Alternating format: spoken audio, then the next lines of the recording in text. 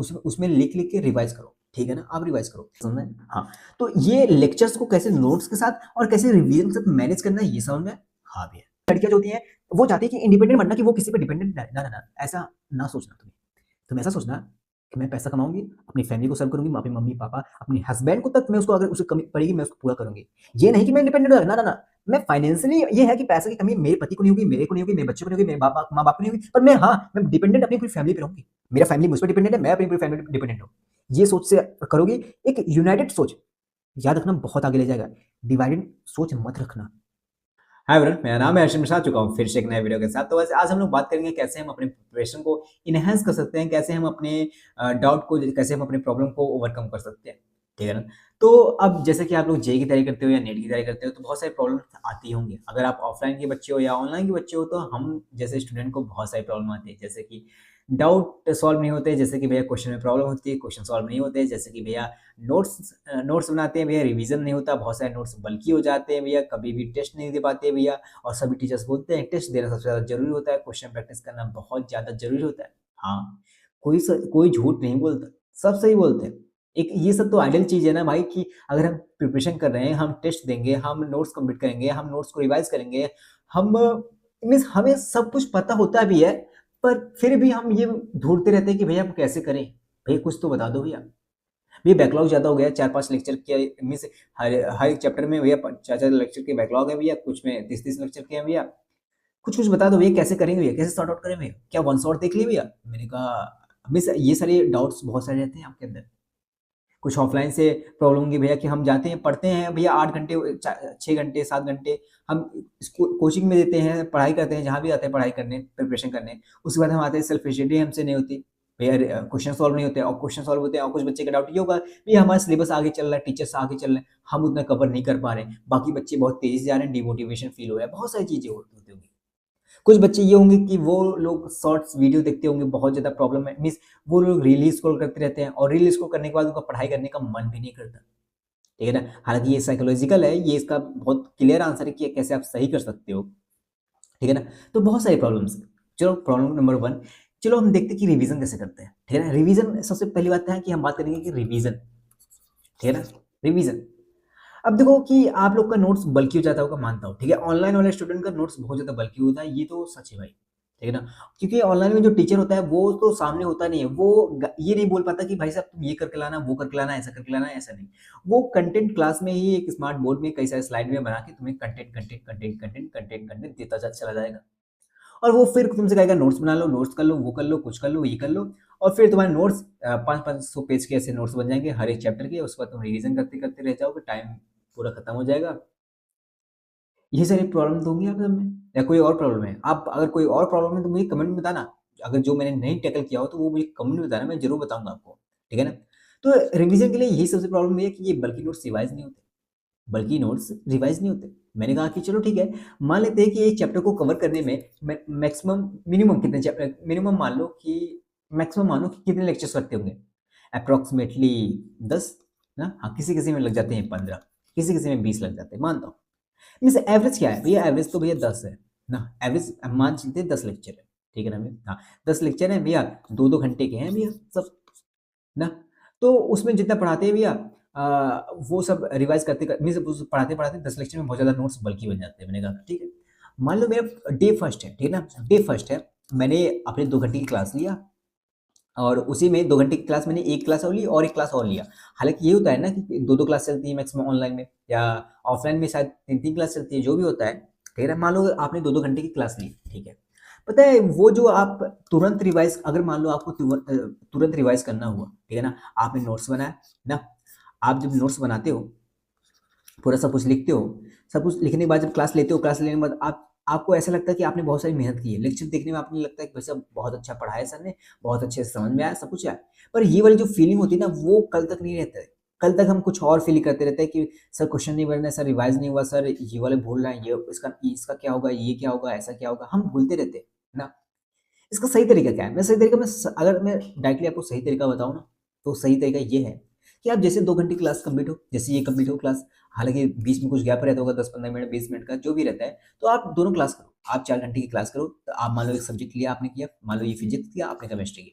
तो फिजिक्स में आप क्या करो, जो नोट्स बनाते हो ना, उस पेज में जितना चाहिए डॉक्यूमेंट लिखा है ना, आप उसे ऊपर ऊपर जो लाइन, ऊपर जो कॉलम रहता है ना, हाँ, उसमें जो मेन चीज है आप उसे उसमें लिख लिख के रिवाइज करो, ठीक है ना। आप रिवाइज करो तुरंत वो, और जब ये रिवाइज करोगे तो देखो तुरंत एक पेज आपसे कुछ सेकंडों में, मीन्स एक मिनट 2 मिनट में आपसे कुछ हो जाएगा, आराम से सॉल्व हो जाएगा, रिवाइज हो जाएगा, ठीक है।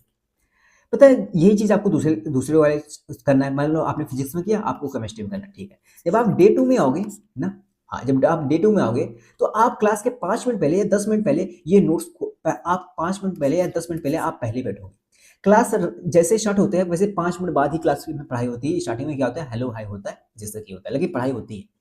5 मिनट ऐसा होता है कि बच्चे, टीचर्स आते हैं, बच्चे कमेंट करते हैं, बहुत सारी चीजें होती रहती हैं। तो आप क्या करते हो, आप 5 मिनट पहले क्लास से बैठ जा करो।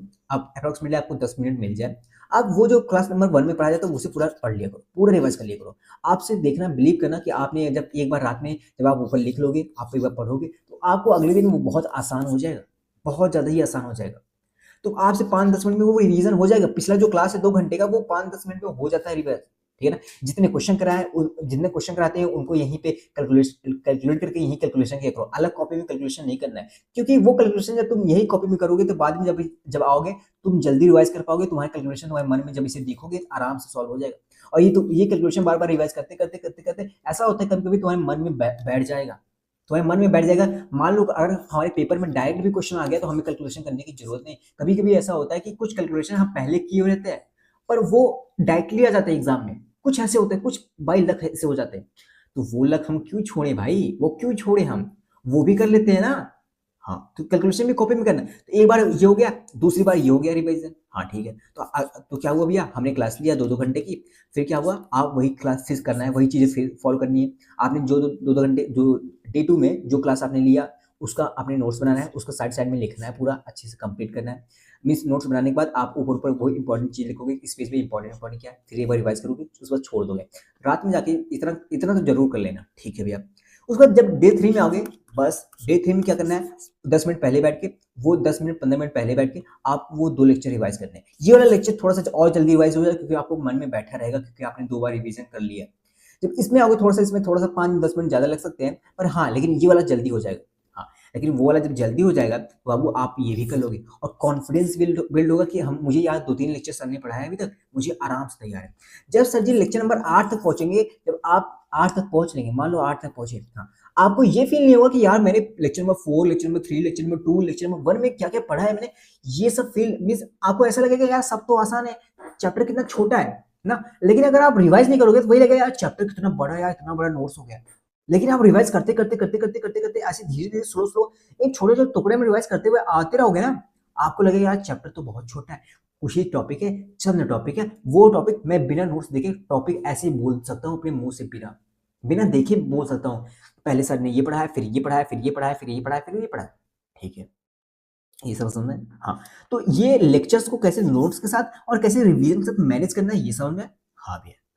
तो भैया अगला क्वेश्चन ये आता है, क्या हम अलग से किताबें सॉल्व करें, क्या ये अलग से प्रैक्टिस करना क्या जरूरी है, क्या अलग से जो 4-5 किताबें रहती हैं वो सॉल्व करना जरूरी है।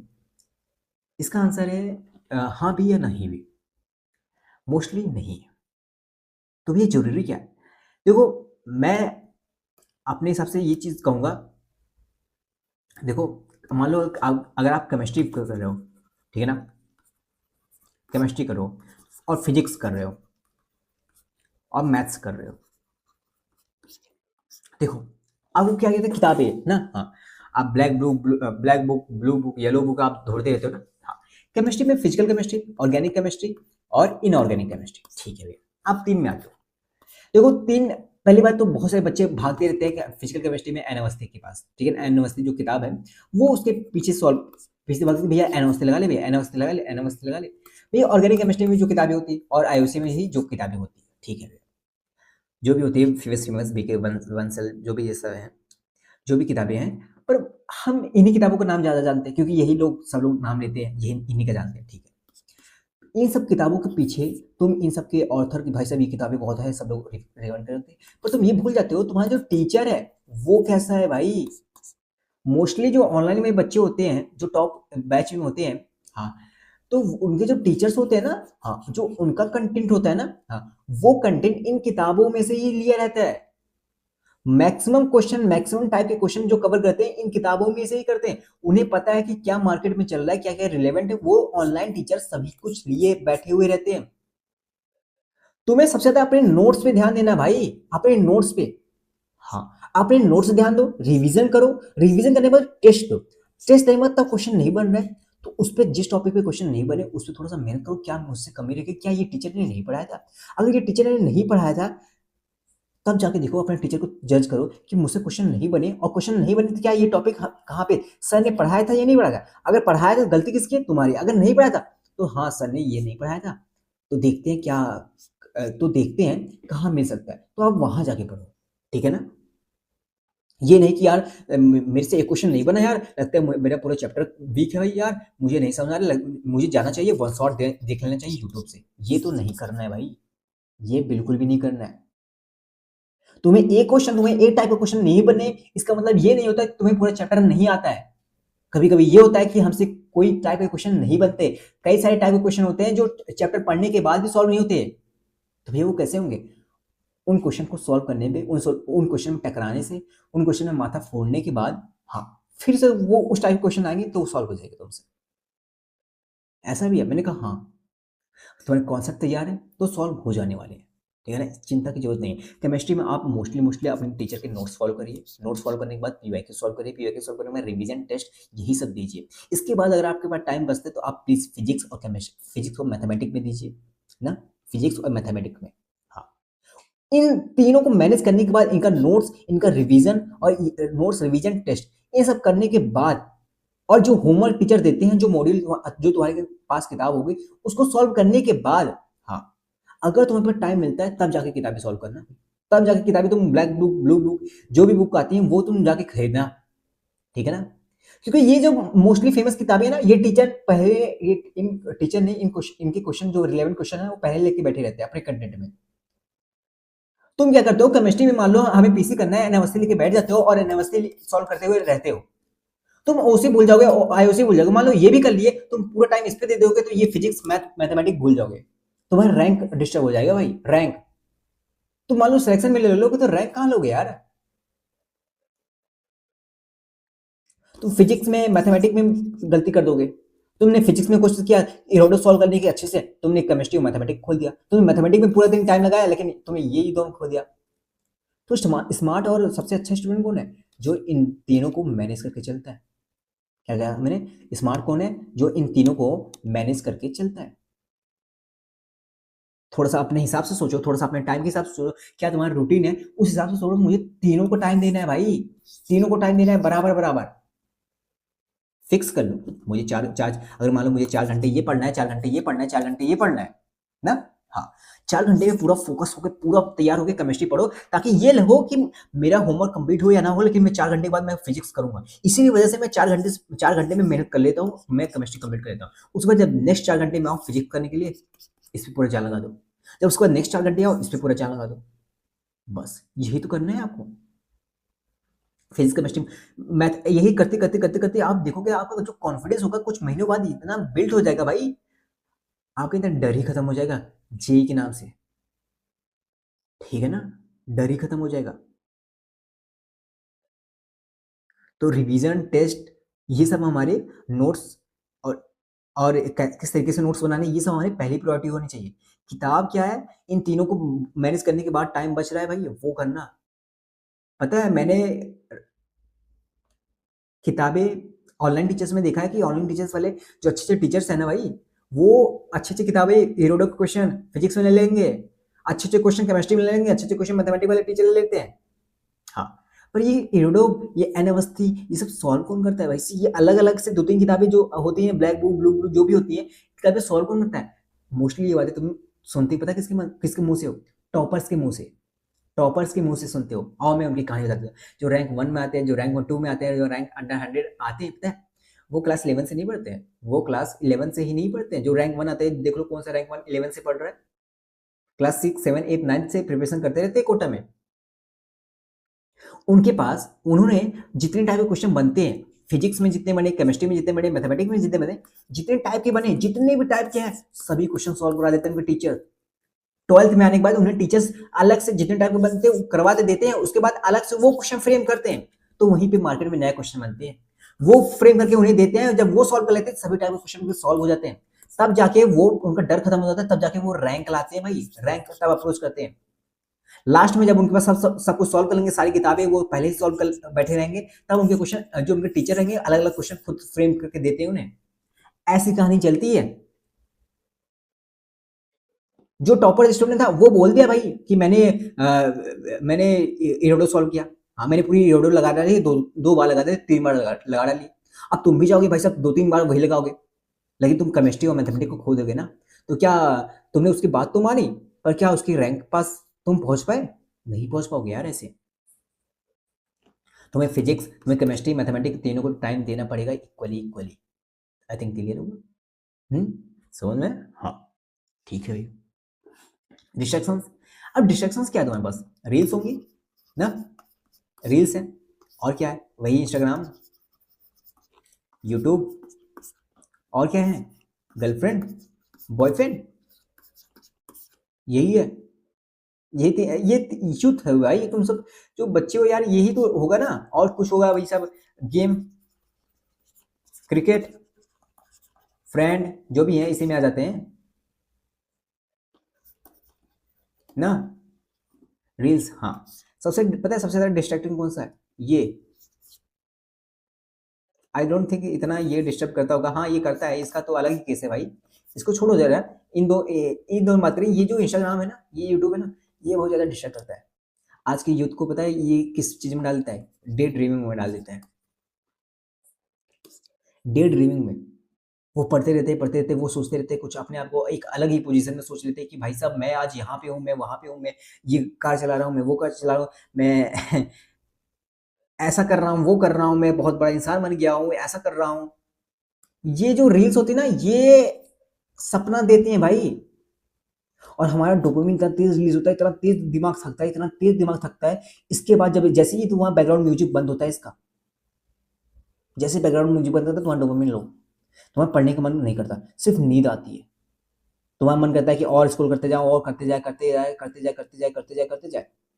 लेकिन पढ़ने का मन जब जब तुम्हारा जब फिजिकली, जब बिना किसी म्यूजिक के जब तुम पढ़ने में बैठोगे, तुम्हारा मन नहीं लगेगा। ये होता है लिटरली। समझ रहे हो ना कि इंस्टाग्राम रील्स कितनी बेकार चीजें हैं, कितना बुरा इंपैक्ट करती है दिमाग में। दिमाग को सड़ा कर देती है यार। आज वही एक नया नाम दे देते हैं ब्रेन नोट्स का ना, कि जेनजी को आजकल ब्रेन नोट्स ज्यादा हो रहा है। तुम्हें प्रॉब्लम पता है, तुम्हें पता है, हर चीज पता है, पर फिर भी तुम टैकल नहीं करते भाई। तुम्हें पता है, लेकिन हम रोक नहीं पाते अपने दिमाग को।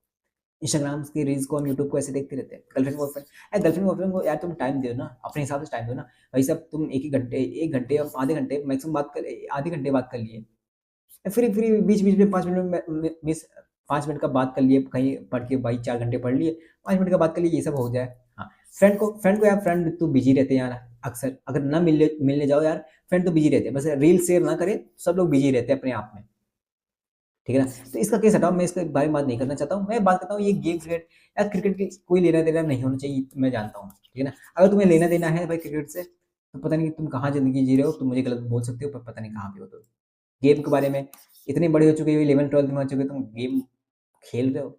अरे यार बनाओ तो बात भी अलग है ना।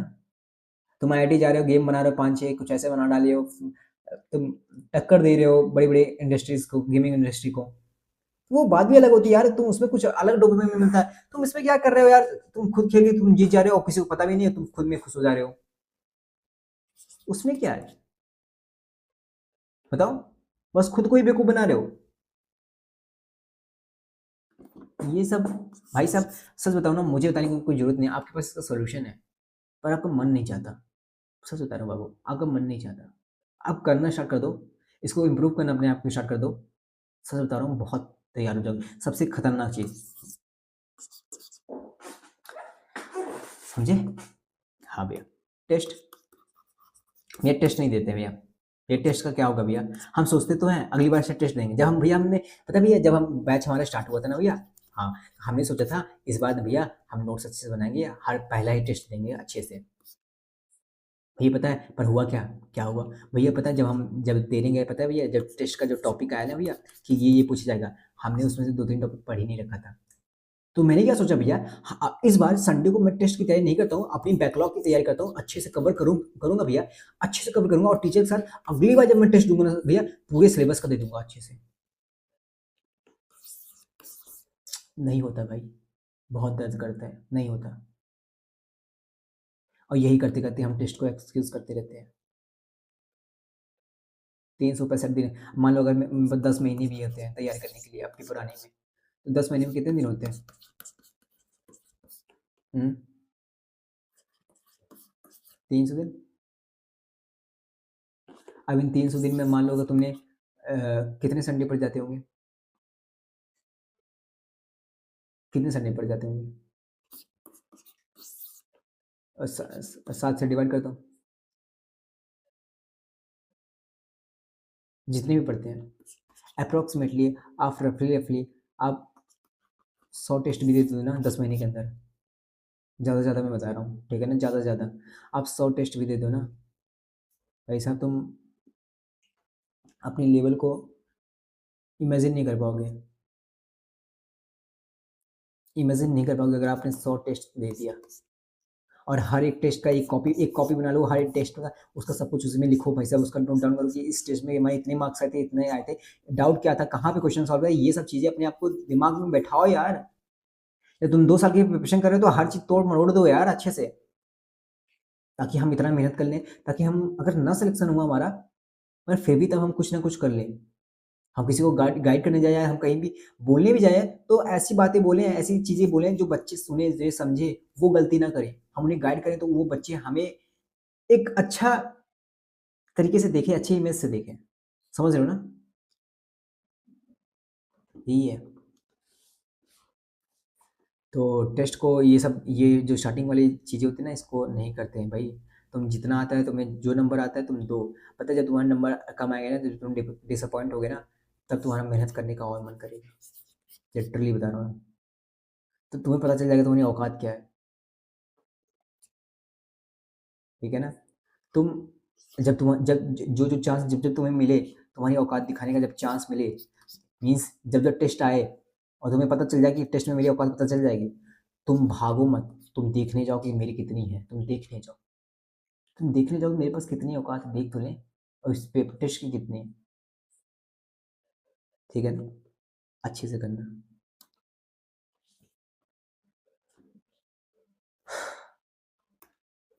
समझ रहे हो ना? हाँ भैया। और कौन सी प्रॉब्लम होती है? टेस्ट की हो गया भैया। तो भैया नोट्स क्या भैया बार-बार बनाने हैं? मैंने कहा नहीं, नोट्स हमेशा सिर्फ एक नोट्स बनाने हैं, फॉलो करने हैं। मैथमेटिक में मैंने कहा मैथमेटिक का नोट्स हाँ, मैथमेटिक का रिवीजन बहुत अच्छे से करना वरना बहुत ज़्यादा बल्कि नोट्स बन जाते हैं इसके। तो वो जो चीज़ मैंने पहले बताया ना सब किसी में फॉलो करो या ना करो पर मैथमेटिक में ज़रूर करना, ये बहुत फ़ायदेमंद रहेगा तुम्हारा। ठीक है ना? मैथमेटिक में क्या करना है? क्लास नोट्स, हाँ, होमवर्क, हाँ, मॉड्यूल, हाँ, class note, homework, module, PYQs, हाँ, और क्वेश्चन प्रैक्टिस अलग से जो भी होते हैं। हाँ, इन सब के बावजूद देखना इन सब करने में तुम्हें पता है जितने क्वेश्चन प्रैक्टिस करोगे, जितने पीवाईक्यूज़ करोगे, टारगेट ये रखना कि मैक्सिमम टाइप कवर कर सको तुम, मैक्सिमम टाइप कवर कर सको। ठीक है ना? मैक्सिमम टाइप कवर कर सको। कुछ 2-3 नए टाइप के क्वेश्चन पेपर में आए, चलो वो छोड़ दिया लेकिन बाकी तुम कवर कर सको, अच्छी रैंक आ सके तुम्हारी। ठीक है ना? ये सब चीज़ें कवर करना। फिज़िक्स, केमिस्ट्री, मैथमेटिक्स तीनों में ये चीज़ को कोशिश ये करना मैं कुछ भी करूँ पर हाँ, एट द एंड में रिजल्ट ये होना चाहिए मैं मैक्सिमम टाइप के क्वेश्चन मुझे सॉल्व करने आना चाहिए। मैक्सिमम टाइप के question. This is the best thing. Okay? हाँ भैया। भैया हम हमारे पेपर आने वाले हैं, हमारे भैया टेस्ट आने वाले हैं भैया कुछ और भैया हमारे जनवरी में पेपर है भैया, पर हमारे कुछ बैकलॉग्स हैं भैया, बैकलॉग्स है भैया, वो कैसे कवर करें? मैंने कहा बैकलॉग्स के लिए तुम वन शॉट देख रहे भैया? मैंने कहा ना वन शॉट मत देखना प्लीज़। वन शॉट ऐसा नहीं होता कि वन शॉट में पढ़ाया नहीं जाता। तो बात ये था ना वन शॉट में चलते बीच में ना तुम्हारी जो एनर्जी होती है और समझने की एनर्जी होती है बहुत ज़्यादा ड्रेन हो जाती है, गिर जाती है, खत्म हो जाती है। तुम आगे की चीज़ें समझ नहीं पाते हो। समझ रहे हो ना? मेन चीज़ मैं ये बताना चाहता हूँ तुम्हें कि जब तुम अगर अच्छे से अगर तुम सभी टाइप के क्वेश्चन करते जाओगे, सभी टाइप के क्वेश्चन, मैक्सिमम टाइप के क्वेश्चन तुम स्टार्टिंग में क्लास के साथ-साथ करते जाओगे, करते जाओगे, करते जाओगे, करते जाओगे, करते जाओगे, करते जाओगे, करते जाओगे। हाँ, पता है जो तुम्हारे नॉर्मल टाइप के क्वेश्चन होंगे ना, हाँ, इन्हीं नॉर्मल टाइप के क्वेश्चन को उठा के लास्ट में जो टीचर होते हैं, लास्ट में जो क्लासेस चलती हैं पेपर के टाइम, वन शॉट वाले, हाँ, वही कराते हैं वन शॉट में। वही मैक्सिमम चीज़ें जो बार-बार रिपीट होती है वही कराते हैं, ताकि बच्चे को थोड़ा-सा अच्छा फ़ील हो सके। समझ रहे हो ना? लेकिन अगर ये चीज़ें तुम्हें देखने की ज़रूरत ही नहीं पड़ेगी, अगर तुमने क्लास के टाइम ही कर लिया तो भाई साहब, समझ रहे हो ना? हाँ, तुम उस टाइम तुम अलग करोगे, तुम उस टाइम कुछ अलग क्वेश्चन प्रैक्टिस करोगे और डिफ़िकल्ट करोगे और डेप्थ में जाने की कोशिश करोगे। ऊपर-ऊपर नहीं भागोगे उस टाइम। आई होप समझ में आ रहा है आपको। तो वन शॉट से बचना है भाई, ठीक है? तो ये बैकलॉग्स कैसे कवर करें? मैंने कहा अगर मान लो मेरे केमिस्ट्री के लेक्चर्स हैं, ठीक है ना? मेरे केमिस्ट्री के, मेरे केमिस्ट्री में फिजिकल केमिस्ट्री की मेरी पूरी प्लेलिस्ट पड़ी हुई है। आप 1-1 घंटे की है, आप जाके चेकआउट कर सकते हो, ठीक है ना? लेक्चर बाय लेक्चर आप देख सकते हो। लेक्चर बाय लेक्चर 1 घंटे की है, टाइम निकाल के थोड़ा-सा दे दोगे। बहुत मैंने डीपली समझाया है, बहुत इन डेप्थ थ्योरी दिया है, मैंने पीवाईक्यूज़ दिए हैं और मेरे डीपीपी भी मैं डिस्क्रिप्शन में देता हूँ। वो डीपीपी जेईई मेंस और जेईई एडवांस के पीवाईक्यूज़ होते हैं डीपीपी में, सारे के सारे सॉल्व होते बनते हैं। मैं ये नहीं बोल रहा हूँ आप जाके देखो, आप कहीं से भी देखो, पर हाँ, धीरे-धीरे आप कवर करने की कोशिश करो। ये बैकलॉग के लिए आप टाइम टाइम मतलब ये पता है, आपने रूटीन में से टाइम इसको बैकलॉग को मत दो। इसके लिए अलग से तुम मेहनत करो, अलग से मेहनत करो भाई। चाहे रात में तुम्हें जागना पड़े, चाहे जो करना पड़े, ये तुमने गलती कर रखी है ना, इसे तुम्हें भुगतना पड़ेगा। तुम झेलो भाई इसे। तुम्हारी रात की उस दिन की नींद खराब होनी चाहिए पर करो। पर तुम्हें जो पहले जो रूटीन बना रखी है डेली का, उस रूटीन में से टाइम इसको मत देना। अलग से ज़रूर देना। ठीक है ना? हाँ भैया। समझ में आ रहा है? हाँ। तो भैया प्रेशर कैसे हैंडल करें? मैंने कहा प्रेशर हैंडल करना, मैंने जितना बताया, मैं ये बताने की ज़रूरत है कि आप प्रेशर कैसे हैंडल करें? जब उतना सब कुछ आ जाएगा तुम्हें, तुम हैंडल नहीं कर लोगे? हाँ, बताओ? ठीक है। रिलेटिव्स भैया, यार रिलेटिव्स बहुत कुछ बोलते हैं। मैंने कहा क्या बोलते हैं यार रिलेटिव? आई डोंट थिंक ज़्यादा लोग के रिलेटिव्स कुछ ज़्यादा बोलते होंगे, ठीक है ना? और अगर बोलते भी हैं यार तो प्लीज़ आप इग्नोर किया करो। आप उनके बारे में या किसी के बारे में आप गलत फालतू के थॉट्स मत लाया करो कि यार ये ऐसे हैं, वैसे हैं, ठीक है ना? ये सारे थॉट्स रहने दिया करो। आप हम्बली प्रिपरेशन करो, आप अच्छे से प्रिपरेशन करो और तैयारी होने के बाद भी आप खुशी से उनको जाना मिठाई खिलाना। ये बात लेके नहीं कि भाई साहब एक डिब्बा मिठाई उनके पास जाएँगे अच्छे से, उनको बताएँगे कि तुमने बोला था नहीं हुआ था, ये सब कुछ नहीं भाई। हम्बली हम्बली प्रिपरेशन करो, हम्बली पेरेंट्स का ध्यान रखो, बीच-बीच में मम्मी-पापा से अगर दूर रहते हो तो बात कर लो और बीच-बीच में कभी बुआ-मौसी का फ़ोन आ जाता है तो हाँ, हेलो, कैसे हो? ठीक है बुआ, अच्छे हैं, आप कैसी हैं? ये सब कर लिया करो यार, 5 मिनट का टाइम लगता है यार, थोड़ा-थोड़ा टाइम देने से क्या तुम्हारा खराब हो जाएगा रूटीन? तुमने तो खुद खराब कर रखा है, उसको तुम मेंटेन करो और ये 5 मिनट जो तुम रील स्क्रॉल करने में लगा देते हो, क्या तुम ये आराम से ये हाल-चाल पूछने में नहीं लगा सकते हो?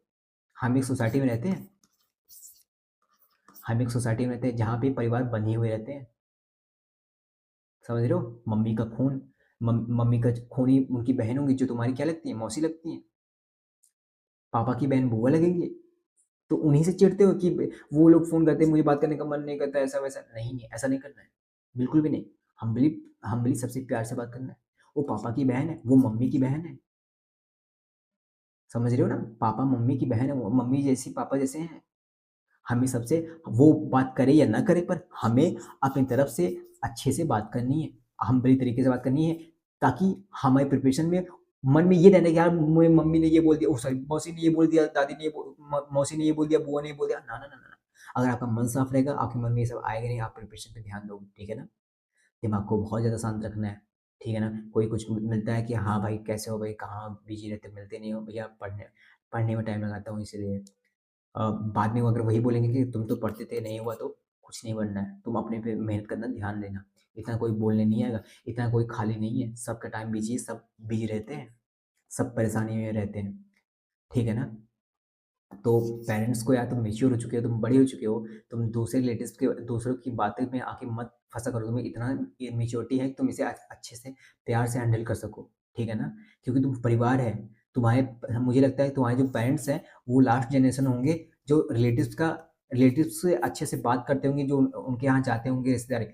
हमको लगता है अगर तुमने अपने दिमाग को इस तरीके से बैठा रखा है कि रिलेटिव जो होते हैं वो गुंडे होते हैं हमारे लिए, तो यार तुम कभी जब बड़ी हो जाओगे तुम रिश्ता कैसे निभाओगे? बताओ रिश्ता कैसे निभाओगे?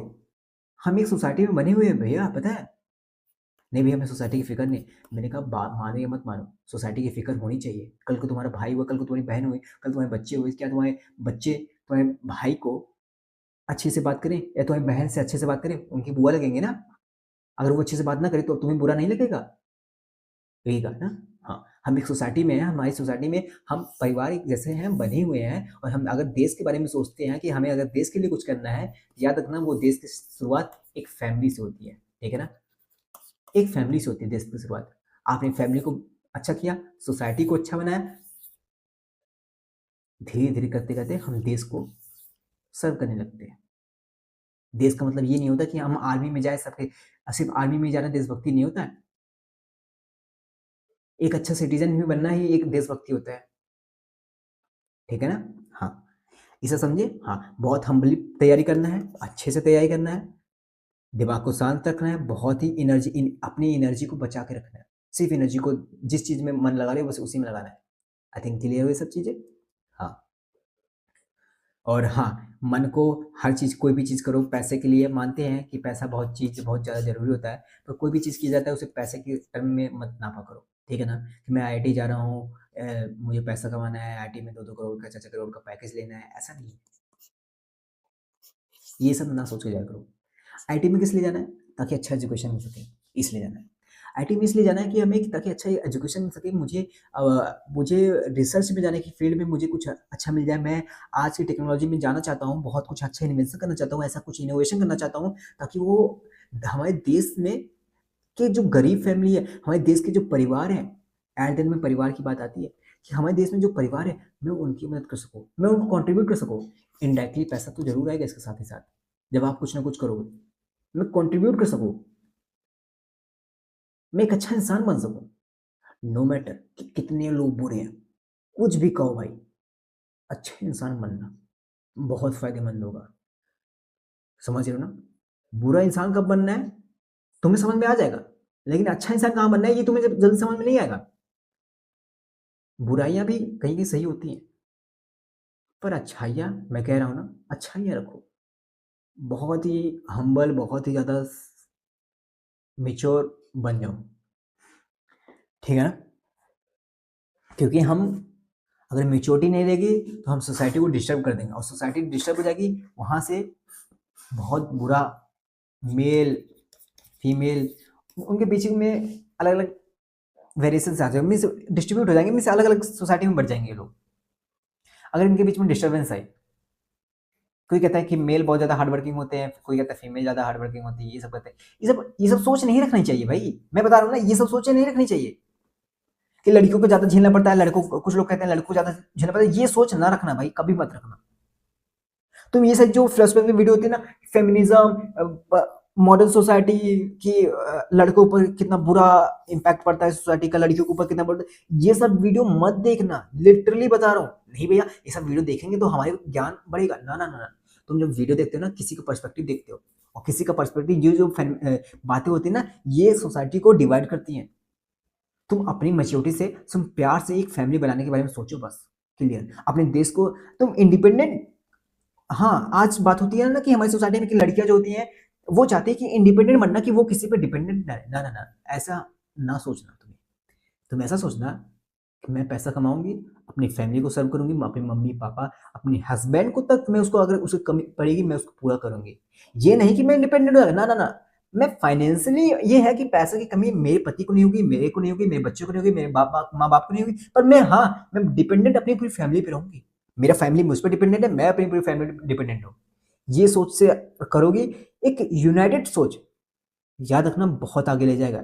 डिवाइडेड सोच मत रखना, ठीक है ना? मुझे इंडिपेंडेंट बनना है, ताकि इसलिए इंडिपेंडेंट बनना है ताकि कोई कुछ बोल ना पाए कि तुम क्या कर रही हो, तुम मेरे पैसे पे जी रही हो, ऐसा कुछ नहीं, ये सोच नहीं रखना है, ठीक है ना? ये मैं हर एक लड़की और हर लड़के को बता रहा हूँ।